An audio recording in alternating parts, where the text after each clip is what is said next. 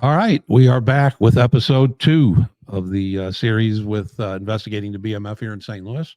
Appreciate you guys' support. Continue to like, subscribe, and share if you feel that you like this stuff and somebody else might want to enjoy it. And this is brought to you by the Kessler Williams law firm. They can be found at kesslerwilliams.com, and that's from our buddy John Davis. And they are legal defense law firm, and they do violent crimes, white collar crimes, drug crimes, and other crimes. And John really, as we said, John knows his way around the courtroom.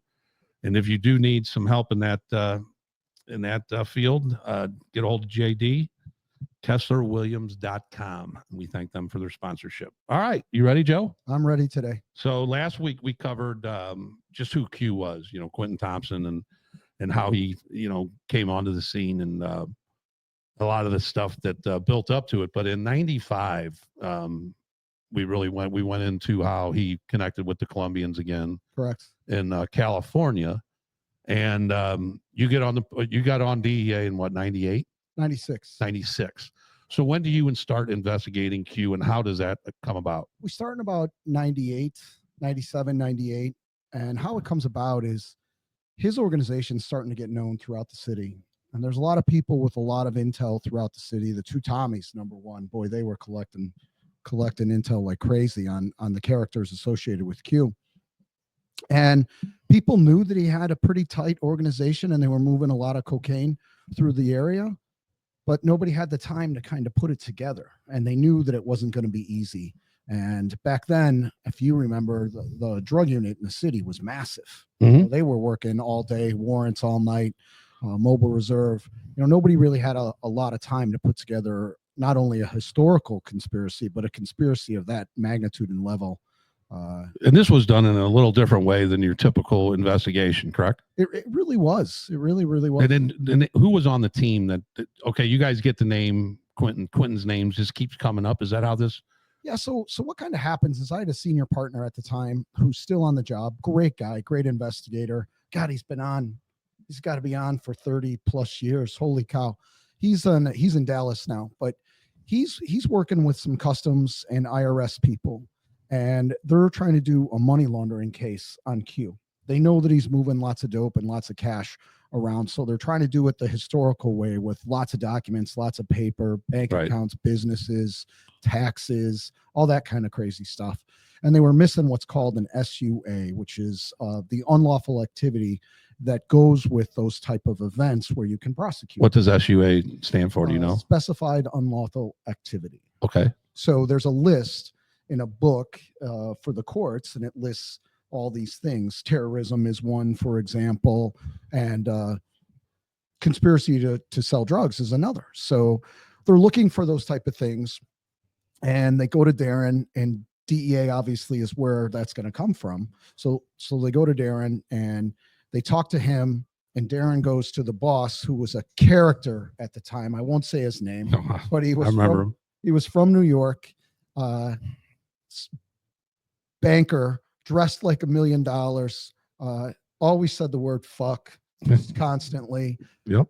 Threw discs, the little 3.5-inch discs at you all the time when you messed up. Just a character, but I learned a ton from him. And he goes with his heavy New York accent, he's like, put this thing together and take all those new fucks and put them on the job and have them learn something. So and then real quick, I got sunglasses on. I've got a severe eye infection. I think Joe can attest to that. Nobody wants to see his eyes. I can attest to it. And if he takes those glasses off, I'm going to pass out. Right. So we don't want anything. It's not a pretty sight. But anyway, to get back into it, you got teamed up with another bunch of young, or I say bunch, 3 other young agents. Yeah, there was 2 waves of young agents that came to St. Louis. I was in the first wave, and then there was a second wave, and they all looking back 20 years later, they were great, and they did wonderful things, and some of them made it to the highest levels in DEA, and obviously none of them stayed here. They all went somewhere else. Right. But great people, great group. So it was myself, the senior agent, my partner at the time. She was a female. She was fantastic during this investigation. And then another gentleman, And then we had one from Customs and two from IRS. And then Tommy and Tommy from the city. Tommy and Tommy from the city had boxes and boxes. So I was going to get into that. Is so you guys now get the name Quentin Thompson's flying around as a major source of drugs in the city of St. Louis. And people had already identified some of the characters in the organization. And we'll get to some of those guys as we get through the investigation. But just take us through the investigation and how this thing, gets moving, what kind of information you're getting, what you're doing with it, and how this moves through, how this investigation rambles on. The first thing that happens in this investigation is they put the team together. And investigations are just like anything else in the world. They have to be funded. They cost money. So you have to put together plans so that you can get funded, so that you can continue the investigation. And we knew this was going to be a long one. So the very first thing that we did was we met the two Tommies. And Tommy put a box in my hands that was just hundreds and hundreds and hundreds of documents and pages. Reports, all stuff the reports, police reports, arrests, jail time, for everything, not necessarily drug trafficking. Phone registers. You got it. Phone pictures, hundreds of pictures. Just from other cases that the city had done. Yeah, it's like everything else. It starts with a ton of information, and then you try to drill down. So that was our first phase. Our first phase was going through everything that everybody had and try to put together some sort of a workable model, a model that we could build upon and know what we were looking for. And how does this get rolling into the California and and finding out that the Colombians are involved and you're getting Miami involved and you're finding some other stuff out? How does that take off? So one of the things that happens is when we're putting everything together, we have to move the chess pieces, right? So we have to put this stuff together and figure out what our next move was. And we needed some fresh intel. Most of the intel we had was old or it was unrelated. So we needed fresh intel, and how to get fresh intel is grand jury subpoenas or search warrants. So to get a search warrant or a grand jury subpoena, you need to know a few things. So we spent hours and hours and hours in vehicles on surveillance, old school policing, looking at all these different people, who they met, who their girlfriends were, where they lived, where they put their house. And the hard thing about Q was he had 3 homes. He had one here in Chesterfield, one out in California, and one in Atlanta, and he bounced around from each one. So one of the difficult things in the investigation was to put him in a place in Missouri long enough where we could get a search warrant and see if we could find something on his organization. And when did you get, as you're identifying this, when did you get to California, and how did you get to California? So once we put a lot of this information together, we prepare a search warrant, and then we have to find Q. We have to find how many days does he spend in California, how many days does he spend in Atlanta, and how many days does he spend in Chesterfield, which is where the house was.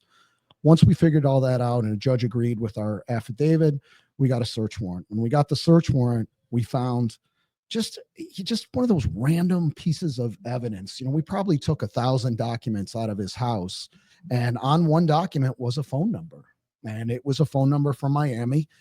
And we researched the phone number along with some of the other documents and started putting some stuff together. And we realized that there were wiretaps out of Miami and Los Angeles, and those wiretaps were of Colombians. And however, did you think that Q might be on those wiretaps? We assumed that something was there, but other documents in the house led us to believe that was the Frank Felix cocaine organization based out of Miami, LA, and they were dealing dope all over the country. And we actually connected them to 2 separate cartels in Colombia, which is unheard of. Which cartels were those? Well, Joe? the 2 big ones, the Cali and the Medellin cartel, and everybody knows the Medellin cartel, right? It's Pablo Escobar and his band of merry men. And if you don't remember the Cali, they were more of the businessmen. They were the brothers, and they took a different view on drug dealing. They wanted it to be like an empire where Pablo went crazy and became a terrorist and worked in politics. But they were both moving thousands and thousands of cocaine into the ports. Thousands of pounds. Yeah, kilos. Okay. kilos of cocaine into the ports and generating billions and billions and billions of dollars. And Q's just one of their customers. Q's one of their customers. But what's interesting about Q is the Colombians in California take a liking to him. Right. Take a liking to him because his organization is structured. And back in St. Louis at the day, and you can correct me if I'm wrong, anybody out there on the old PD side, I don't remember a structured organization like this one. Right. I just don't. So the Colombians recognized that and they wanted to bump him up. At the time, he's moving maybe 20 to 30 kilos a month through the mail, mail carriers. That was before, though. That was in 93, right? No, 93 through 95, right? That's when he was out of the business. Yeah, he was out, but when he comes back in, he's still doing lower. Okay. So he gets a bump, and his bump goes from 20 to 30 to 300 to 700 a right. month. One of the people asked that in the comments last week is that how did he get the middle guy out of the way? And I answered him on the thing is that it was our information that the Colombians took a liking to him and they got the guy out of the way and gave that guy like 30 kilos or 20 or 30 kilos. Yeah, they saw something in Q and to get him out of the way. Get him out of the way. They saw something in Q and they saw something in the way he ran his organization and ultimately the way he paid. So you're tying him to Florida and California, but also in that house in Chesterfield. What else did you guys find that really got you guys saying, okay, we're on to something here? Ledgers. We found unbelievable documents associated with payments and people, and that's what really brought the conspiracy together. So there was when you look at a piece of paper on a search warrant, maybe that one piece of paper isn't the golden goose, right? But when it's compared to the other 900 that are there, right, and you put them together and you unmask them, nobody has a ledger that says 25 kilos to Tommy on that state. It's all numbers. It's all that are associated, right? And maybe nicknames or symbols or signs. So once we started to put that together, we knew that we had something, and we knew because of the phone number that we saw through databases that they were in communication together with Q directly, right, that he might be on this wiretap. Well, one of the things that's odd about this case is from normal cases that I've worked with you, is that we usually start lower and work our way up the channel. You guys jumped into this thing damn near at the top, or at the top of St. Louis as far as that connection was going. But you're also right into Columbia, and that's at the beginning of an investigation, which is unheard of. It's unheard of, and it's actually detrimental. It's harder. Yeah, I would say that it's harder because you don't have, because you're not working with any informants, right? No. And you're just trying to get as much information through surveillance and any good, like the surveillance. Did they know that you guys were surveilling? Because a lot of times they'll know. Did you get the feeling they knew? They had, I put a little thing in our write-up when we were talking, and it was a little bit about tales and fairy tales and tradecraft and all that. And I do remember some counter surveillance, and I remember getting burned, and of course they flip you off and all that kind of stuff. But they were savvy, and one of the things I remember, and you got to remember, this is 1996, 7, 8, 9 ish. So we're talking a long time ago. One things I remember is they never did car to car stuff. Right. If there was not street stuff, you got a lot of go to houses. Yeah, they would switch it up. Right. So they would they wouldn't do the same house all the time, or they'd have a package and they'd have it dropped off at 1, 2, 3, 4, 5, and then somebody would come in, or that would go to there, and then they do another one over at 4, 5, 7, 6. So they tried to break it up a little bit, so there was never money and dope in the same spot, and they never exposed themselves on the street. And you guys are just seeing meetings of some of the larger guys, and we'll get into some of the names. You're just seeing meetings of those. You're not really seeing anything that would tell you, okay, we need to make a car stop here. No, not like at all. The big bag exchanges that we've seen in the past and stuff like that. No. So you're just still gathering information. And obviously when you have somebody of Q's level meeting with certain people all the time, you're just assuming that a lot of this is for the trade, for drug dealing. Absolutely. I spent they would go out and party and have some drinks together. And we spent countless hours just taking pictures and putting people together. And they all seemed, I don't remember an overt amount of violence. Of course, I'm sure we're going to get into some beefs. There was some beefs. There was some beefs, but these guys, they worked together, and they weren't real flashy. They didn't drive really flashy cars. No, they might have drove something nice, but they didn't drive really flashy cars. They didn't dress foolishly. And we talked about it briefly before, is that when you're getting into the Colombians, that's when the government gets very excited, they do. and they give you all the resources that you really need to go with this case, correct? They do. They actually, so when we start getting into the Colombians, we realize that the Suarez organization, and through their tentacles, so to speak, they're actually involved in probably 200 cases throughout the United The States. Suarez family. Yeah. Yeah. Yeah. They're named, and, just case after case in New York, Miami, LA, New Orleans, Arizona, Chicago, St. Louis is on the map with Right. that, which was really interesting. Well, I So- think what I'll do here is just read through this investigation, you identified numerous areas of operation. Just you can go through those. Go through those areas of operation. You don't really need to belabor it. I think I won't belabor it, but I think what's important about a couple of these areas of operation is we talked about the BMF, right? So just listen to this. When we talked about these Colombians, and we've talked about how they may have been associated with those guys after Q goes down: Atlanta, Detroit, Houston, Miami, New Orleans, New York, and St. Louis. Now that's the areas of operation for the Colombians. Okay. Now, Q expands it a little bit and takes it to some other areas as well, which we had no idea until we started to flush this out. And this is where this 95 to 98 area, and like you said, he's in Atlanta a lot. This is but he's also strong friends with the Flannery brothers. Yeah, absolutely. So we've said we don't know how they exactly meet, but they are operating on a level with each other. One's not, and Q is not a member of the BMF per se. He's just friends with them. And I don't think he ever takes an oath or becomes a Right. member, Or correct? yeah, just admits that he's I part don't of even it. remember him wearing any jewelry or anything. Now, one of the things that I will mention is that several of the players here that we're going to mention here in a little bit, they would visit Q in Atlanta.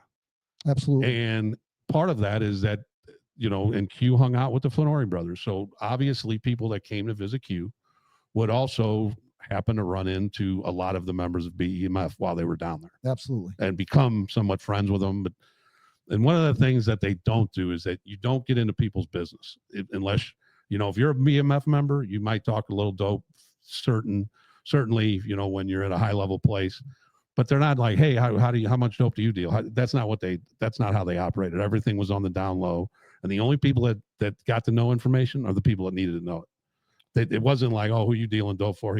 So, and I say that because this group of people that we're going to talk about here in a little bit once the arrest is made, that's how that connection is made to the BMF. It's really strengthened. Right. And some of the first initial partnerships are ones that Q set up. Right. Like we already know on some of these TV shows and some of these podcasts that Jabari Hayes and Jabo were introduced to the BMF. But there's other guys in here that are definitely correct.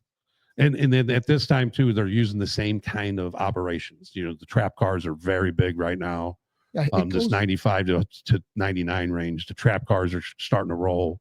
They are. They're using airlines too. Airlines as well, which is really interesting. We got a story about somebody gets taken off coming off a plane with some kilos. That was a female, but it was. Yeah, they would get into that, but they were perfect with the baggage handlers, and they would go after them. And just like you turn spies in foreign countries, the CIA or whatever, they would go to them, they'd approach them, and they'd say, hey, will you guys carry this bag on for us? And they'd give them, $500 or $1,000. So they would have the flight attendants and the baggage handlers and things. And this is before 9/11, you could actually throw a bag on a plane and with nobody on it, right? So it would just go baggage handler to come off. You can't do that now. If there's a bag on a plane with no name or no seat to it, that plane's not going anywhere. And a lot of the information we get to tie all these, but you're tying them together as part of this investigation. But go to the arrest of Q, and we'll come back to who was all involved with him. And and I think I messed up by. You named where the Colombians were. Here's where Q was in St. Louis, Detroit, Chicago, Memphis, Cleveland, New Orleans, and Miami, correct? Yeah. So those are just some of his operations. And they were doing, at this time, they're doing 300 to 700 kilos, we're guessing, from the numbers. And it would on a good month, it was 700 or more. And that's that's a month. On a bad month, it was 300. And the bad months in the early days were not caused by money issues. And the other thing to mention real quick is that people like Q, the Flannery brothers, they got this great relationship with the Colombians, but they're always looking for another source. Always. They're always looking for sources, whether it's in Mexico, because their modus operandi is to keep dope coming in. They'll always get rid of it. They're not worried about getting rid of it. What they're worried about is droughts. They're way more worried about somebody getting locked up and causing a drought, whether it be the Colombians, whether it be Q, whether it be Terry, whether it be Meach. They're way more worried about getting locked up and that than they are about or that and not having dope than they are anything else. I agree. Because they have to keep that thing rolling. And I think that we've talked about this before, but I think one of the detrimental start cracks in the foundation, so to speak, is when you always have to look for other sources. Right. You know, if you had one or two really, really good ones, you'd be set. Well, I mean, these Colombians are making it roll, but there's always an end to these things. There's always an end or an interruption of some sort, something that happens. So you always, and even the local dealers, you know, that are getting their drugs from Q or whoever they're getting them from, they're always looking for other sources of supply also.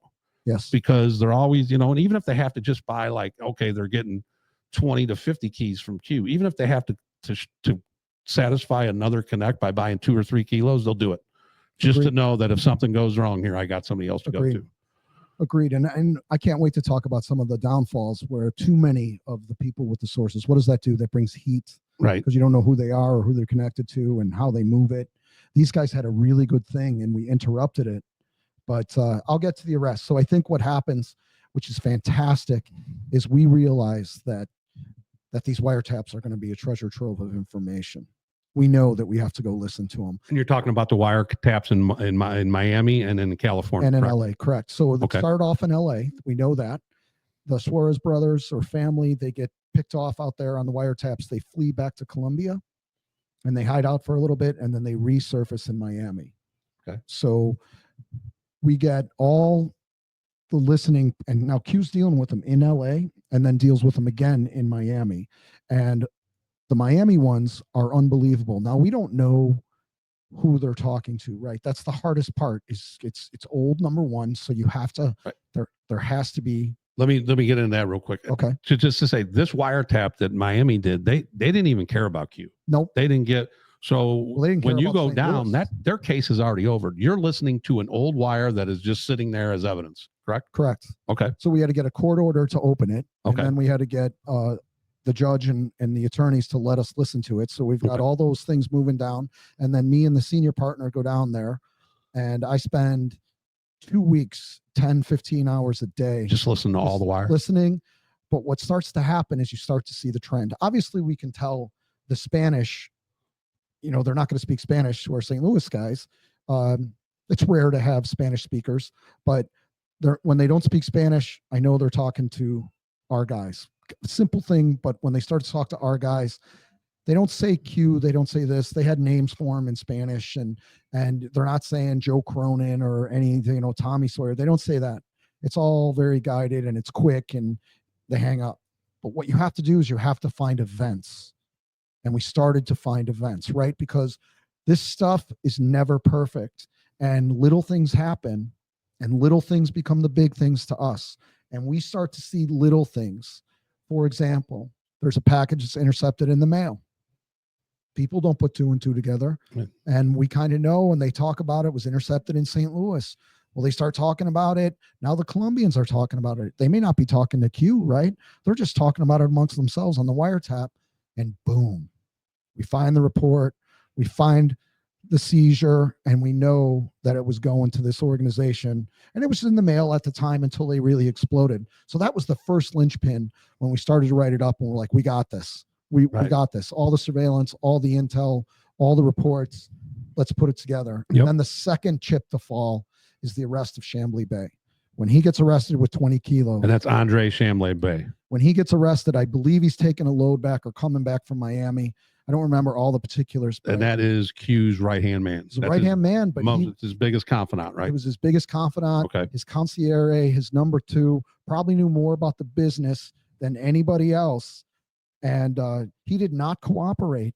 However, when you get arrested, there's little pieces of paper or there's evidence that you don't know is And Q's not arrested yet. No, And he's not. Champlain Blake goes away and he's This is gone. a year or so. Right, right. It's Before you even get arrested. before we just hear them talking about it, even though it's old, right? So we're 2 years in the future, but they're talking about it as it's happening. Right. And you're just listening to it 2 years later. And I'm like, holy cow. So now we got the package, we got the arrest of Chambly Bay, we've got at least 10 or 15 kilos, right? And then this is really interesting. They sent money down to New Orleans, the organization, and they send it down there to load it up. Back then, you could take a suitcase full of cash and put it on a plane. There was no TSA. You would just load it up, put it on your or a backpack, and just get on the plane and take it.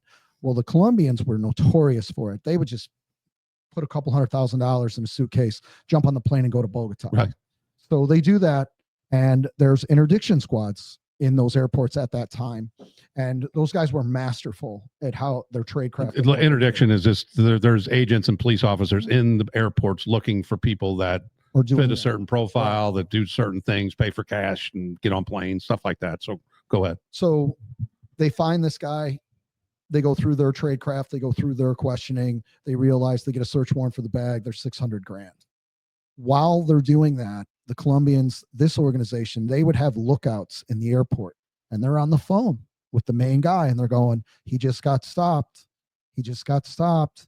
They're opening his bag. They got the money. Okay. Now what do? They call Q, and they tell him, hey, a bag just got taken off. It's the money you guys were sending us in New Orleans. Throw your phones, blah, blah, blah. Boom.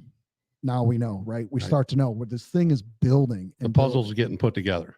Then there's another seizure, and it's with one of the locals, and Heath Christian. Heath Christian, I believe, and it's $300,000. And that was coming out of Florida. I believe it was coming out of Miami. Yeah, coming out of Miami. Yep. And what happens again? They talk about it, right? But if you just listen, that's why Miami didn't give a shit. No, they didn't give a shit. Was nothing to them. It's just a couple, some money gets taken off and blah, blah, blah. Who cares? So when you're putting it together, we're high-fiving, we're going, holy shit, this is really good. So that happens. Then there's another $300,000 seizure, and I don't know who was in the car. We think it was I can't remember specifically, but I believe it was coming out of Arizona, and it was a Lincoln Town car. And we've talked about that a bunch of times. Yeah, the luxury cars. So most likely, this is the first connection. I can't definitively say it, but this is the first connection where we have the BMF now, right, kind of dealing with this and supports or bolsters our theory about what we think. So now the one thing I'll ask you is that, and everybody that follows the BMF, they had a house in Atlanta, and it was called the White House. Did the White House come on this? The White House does. And you didn't know, right? I had no idea. I thought the White House was some sort of a hotel or something. A hotel, like an old hotel down in South St. Louis. Coral Courts of Atlanta. There you go. It's just people going there and banging and having fun.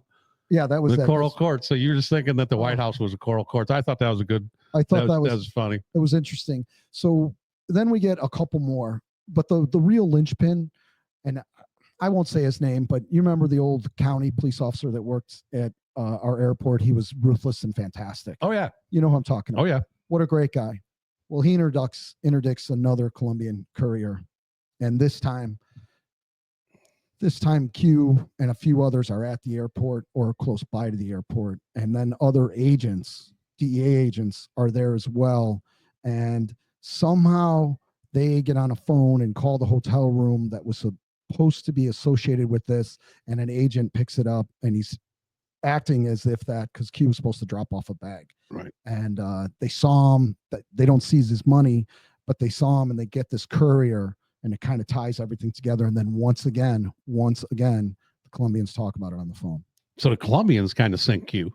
They do, but they don't really. They don't know they're sinking Q. They don't know they're sinking them. They snack them. They really don't give a shit about St. Louis, right? Right. And then what are they going to do? They're going to just jump on a plane and flee and go back to Bogota or whatever. Right. So it was very interesting. So there was those because when you indicted this, and just we'll get into that. It wasn't just me, by the way. When you guys indict these, all the Colombians they just go back to Colombia, and they just go fugitive, right? We never indicted any of them because they were indicted out of LA and Miami on the cases you're talking about. So on this case, right. So they were already indicted on it, and some of them went to prison. And they're all out now. They didn't get a ton of stuff, right? But a lot of the people we talk on, the names that we bring up during this, they're all. We mentioned this in another show. Most of them are out. You know, we're not trying to defame nobody. Not at all. We wish them well. You know, hopefully they're doing great. Absolutely. This is just interesting to us, and we're just telling the story. Absolutely. And this for your first big conspiracy case with a great group of people. And spending months at a time. It was definitely the last time I ever worked one case for like 8 months. You never do that again. Right. You're working. Because even if you have 2 or 3, you can work them. You're working tons of them together. But we all kind of coalesced. We all worked very hard together.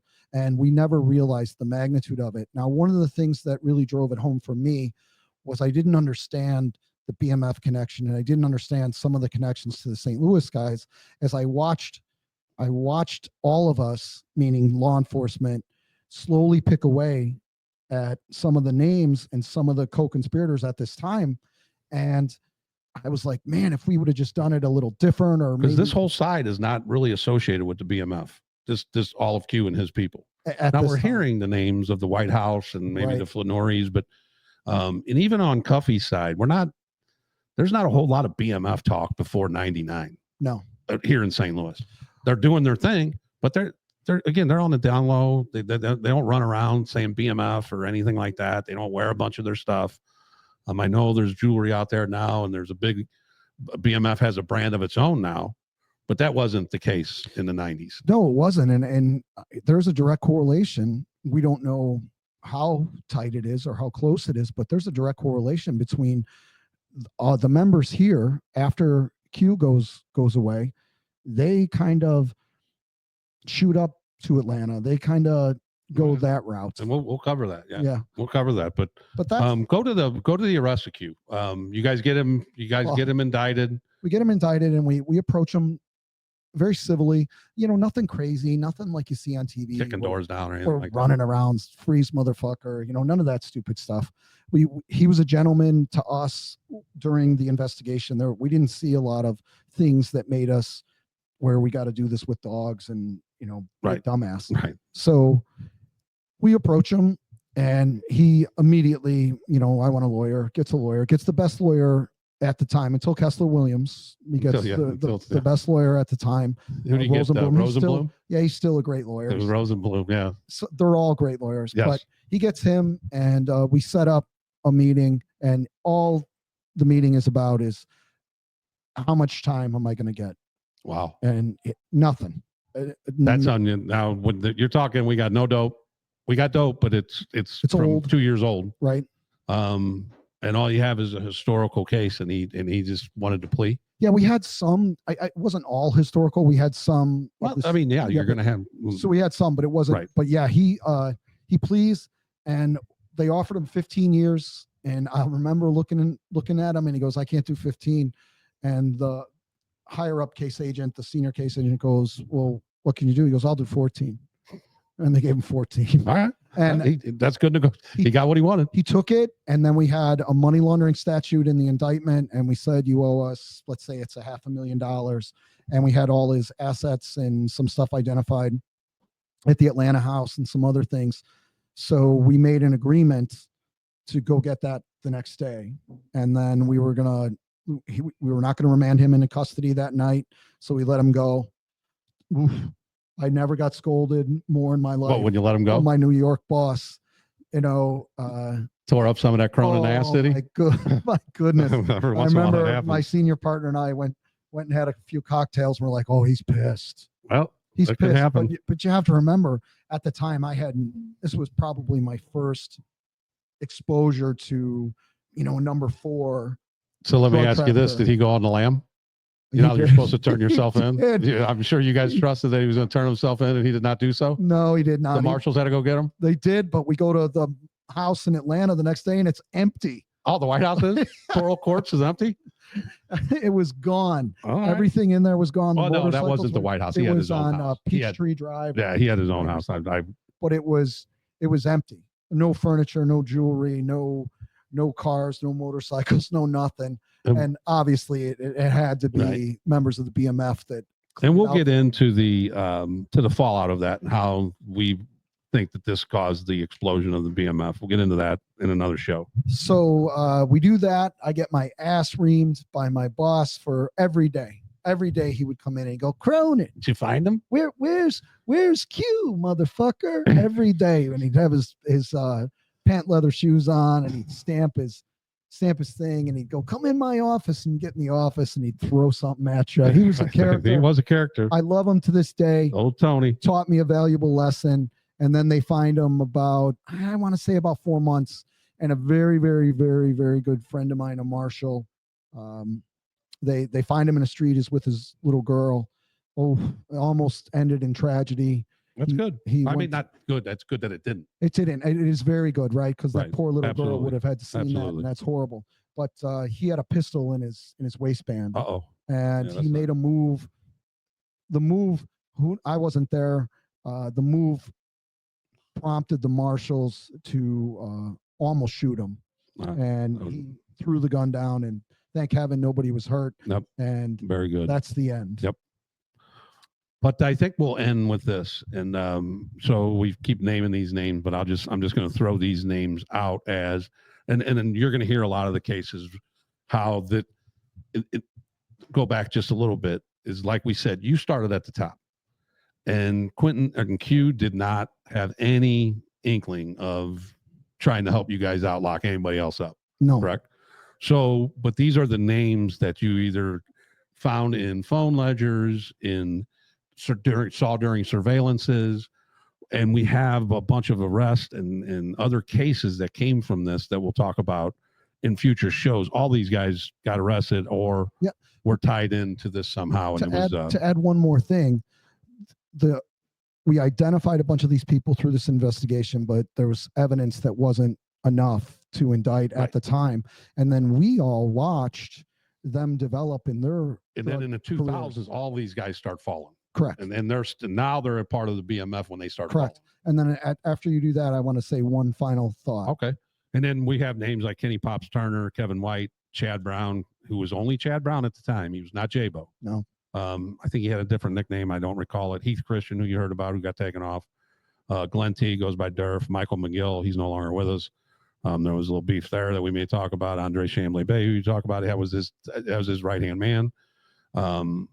And then the right-hand man became Vicanto Johnson, who went by Vito, I believe. I believe those guys were dear friends. Right. And they were friends throughout. And all these guys go back and forth from Atlanta to here, to Correct. California. Then there's Stephen Henderson. There's Robert Sills. And I think you have a good setup for Stephen Henderson down the road. Oh, that's going to be a fun story. We got a good one for him. But and all these guys were doing anywhere from 20 to 60 keys a month, depending on where they stood in the organization. But you're going to hear a lot more about all these cases, and then a lot of these cases are good cases. We got the FBI doing some, St. Louis City does some with DEA, and Atlanta, Detroit, right. And there's some traveling that goes on. So it's a lot of fun stories still yet to tell. But what did you have to finish up? The only final thing that why I enjoy talking about this little bit and I'm kind of engaged into it is because when you're young and you work something like this, you don't fully understand it. And as you grow and you become a better agent, you start to understand it. And then you start to see some of the people that were associated with it. So it has just been a fascinating thing for me where I've fascinating. I know, there it is. There it is again. We didn't use it the whole show, and then you got to screw it up at the last. I wanted to say it. All right. I've read every book I could find. I've listened to all the podcasts. I've listened to the interviews because we started at ground zero. Yep. And I don't want to say we didn't know what we had. We knew what we had, but we didn't know what it would be. Right. Nope. And then so next week, what we're going to do, we're going to stay in the 90s before we get, and then we're not going to cover why we think that how this took off. But what next week, and we'll do that within probably the week after, but next week we're going to cover Cuffy and the Peabodys. So it'll be the younger years of Cuffy. We're not going to get into his arrest and all the beefing that's going on now. Cuffy's little brother, Wani, and some of their who they ran with. And we're going to have Pretty Tony in. Yeah. And Pretty Tony is a detective, Tony Lockenick, who ran that area, or who was a detective in that area, and he went by the name of Pretty Tony. So I'm sure some of the OGs from the Peabodys will remember Pretty T. But we'll get into that next week, and we hope you enjoyed this. If you have any questions, feel free to leave them. Email us at thebrightersideofblue@gmail.com. Leave them in the comments. If we can answer them, we will. We appreciate your support. Like, subscribe, and share. Peace. Peace.